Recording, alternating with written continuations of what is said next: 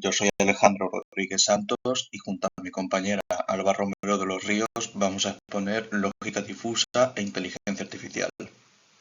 Estos son los aspectos que vamos a tratar, conceptos claves, la explicación de la lógica difusa, los operadores que usa, qué es el aprendizaje automatizado, el futuro de las IAs y por último una diapositiva con las bibliografías usadas. Bueno, el primer concepto clave sería la incertidumbre, la cual se asocia al desconocimiento y que nos permite simular un pensamiento diferente al de la lógica exacta o clásica. Es decir, en lugar de que una característica es verdadera o falsa, pertenece o no a un conjunto, hablaremos de que una característica es parcialmente verdadera en una escala que va desde el 0 hasta el 1. Luego tenemos la vaguedad, que fue el principal impulso detrás del estudio de la lógica difusa y cuyo valor exacto se desconoce. Y por último tenemos los conceptos de fuzzy y vague, en el que fuzzy es información difusa pero informativa, mientras que vague es información que no nos aporta utilidad alguna. Ejemplos de esto respectivamente sería decir compra poca agua y compra agua. El primero no nos aporta un valor exacto, pero sí nos aporta información, mientras que el segundo no nos aporta información útil en cuanto a, por ejemplo, la cantidad. Profundizar en las fuentes que provocan la incertidumbre. La deficiencia de información, que abarca la información incompleta, errónea o imprecisa. El mundo no determinista, ya que las mismas causas no producen siempre los mismos efectos. O la presencia de una increíble cantidad de variables independientes que hace que prever los resultados de una tarea sea imposible. Y por último, la imposibilidad de aplicar modelos matemáticos completos, debido a la complejidad del entorno. Luego tenemos dos tipos principales de tratamientos para la incertidumbre, los numéricos y los cualitativos. Los numéricos requieren de avanzadas fórmulas matemáticas e involucran valores numéricos exactos, mientras que los cualitativos hacen suposiciones ante la falta de información, permiten formalizar la lengua hablada y no requieren de valores precisos. Por ejemplo, en los primeros se podría formalizar el enunciado Juan compra medio litro de agua, pero no se podría formalizar Juan compra mucha agua, a diferencia de los cualitativos en los que sí se podría. Aquí tenemos diversas formas en cuanto al tratamiento de la incertidumbre de los diferentes métodos, teniendo a la izquierda los métodos numéricos y a la derecha los métodos cualitativos. El método de Bayes ingenuo, también llamado método probabilista clásico, se basa en la probabilidad condicional y la independencia de variables, lo que permitió realizar inferencias y tomar decisiones en situaciones inciertas. Esto sentó la base en los diagnósticos médicos asistidos por inteligencia artificial. Los siguientes grandes avances se produjeron con el sistema de Endal y McGinn. El primero introdujo las reglas en la programación, mientras que el segundo implementó el encadenamiento de estas mismas reglas. Y luego tenemos las redes bayesianas, que fue un método probabilista basado en un modelo causal. Este enfoque abordó los problemas asociados con la independencia condicional del sistema McGinn. Estas redes bayesianas están dispuestas en forma de grafo, donde cada nodo hace referencia a distintas variables en una situación específica, donde las interrelaciones entre los nodos se hacen aplicando un razonamiento probabilístico. Este método se encuentra tanto en los numéricos como en los cualitativos y que combina ambos. Luego tenemos la lógica difusa, que tenemos posteriormente reglas, un conjunto de reglas, llamadas reglas, y un intérprete de las mismas, el motor de inferencia.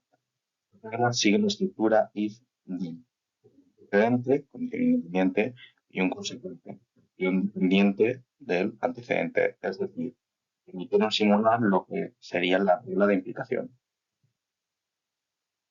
Otra lógica probabilística que funciona la teoría de la probabilidad con la lógica inductiva.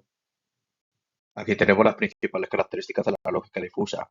Vemos que se habla de parcialmente verdadero, como ya adelantamos en el apartado de la incertidumbre. Es flexible, ya que no requiere de complejas matemáticas y se pueden añadir reglas y variables a posterior. Permite formalizar el lenguaje natural y trabaja con la ausencia de información.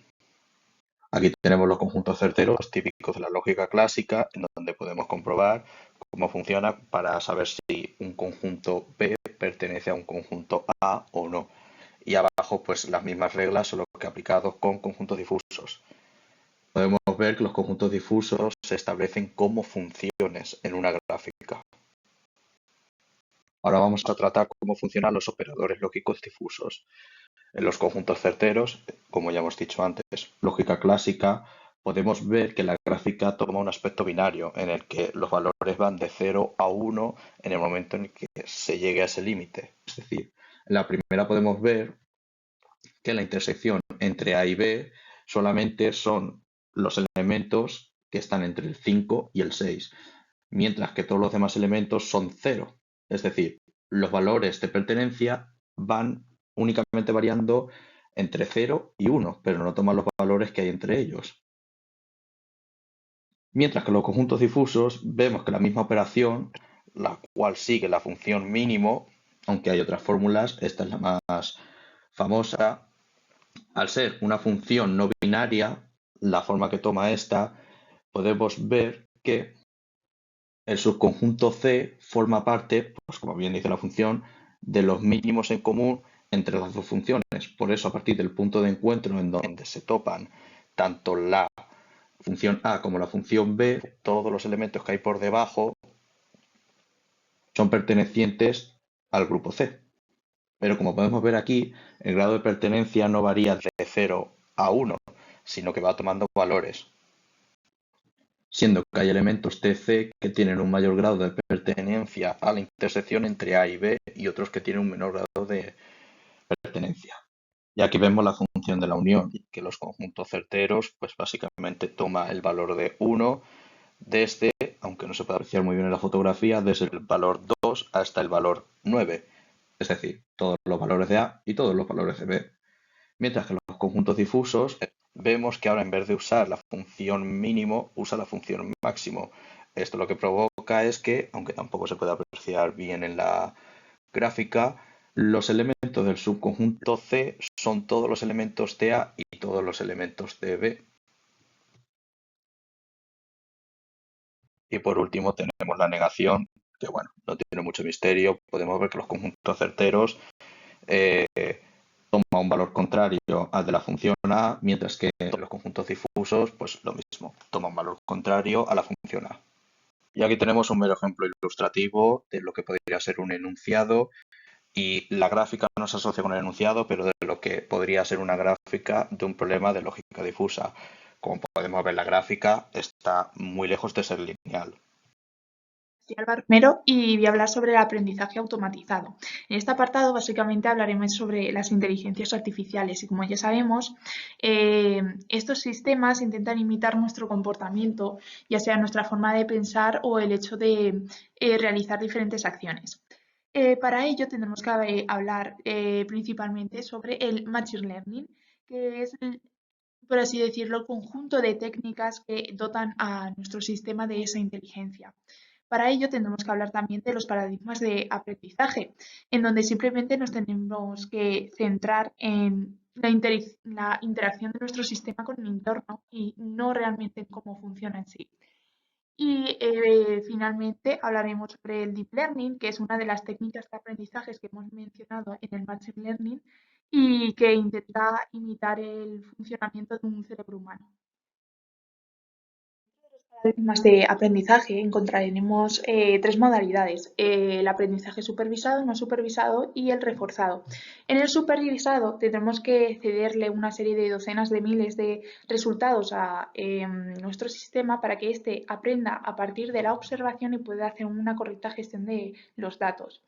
En el no supervisado va a ser totalmente lo contrario al supervisado, ya que nosotros simplemente no interactuaremos con el programa y este por sí solo encontrará los patrones necesarios para hacer una correcta gestión de los dichos datos.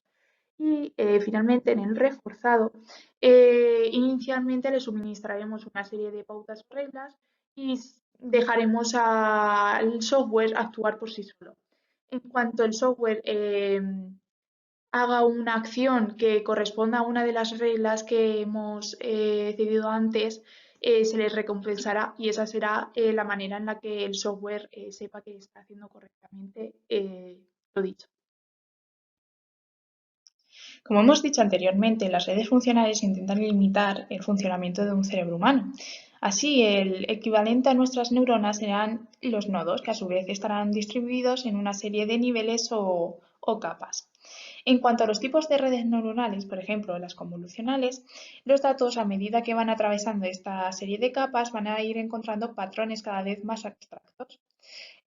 Además, las capas van a recibir información de la capa inmediatamente anterior. En cuanto a las recurrentes, va a tener un funcionamiento muy parecido a las convolucionales. Sin embargo, las recurrentes van a obtener, las capas van a obtener la información de capas anteriores, no necesariamente de la inmediatamente anterior. En las generativas adversarias vamos a encontrar dos componentes, el generador y el discriminante. Esta red va a funcionar a través de la retroalimentación, en donde el generador cada vez va a producir muestras más realistas, en donde el discriminante no las va a detectar y el discriminante o el discriminador va a encontrar o va a detectar con más eficacia estas falsificaciones. En cuanto a las redes modulares, básicamente están formadas por un subconjunto de redes, en donde cada subconjunto va a estar dedicada a una tarea específica. Como ya sabemos todo el mundo, el futuro de las inteligencias artificiales es algo muy alentador. Por ello, vamos a finalizar este ensayo hablando sobre dos inteligencias artificiales en específico. Una va a ser el programa CXNet, orientada en el campo de la medicina, y el otro va a ser Autopilot, orientado en el campo de la asistencia personal. CXNet se trata de un programa médico que es capaz de detectar neumonía a partir de una simple radiografía de tórax.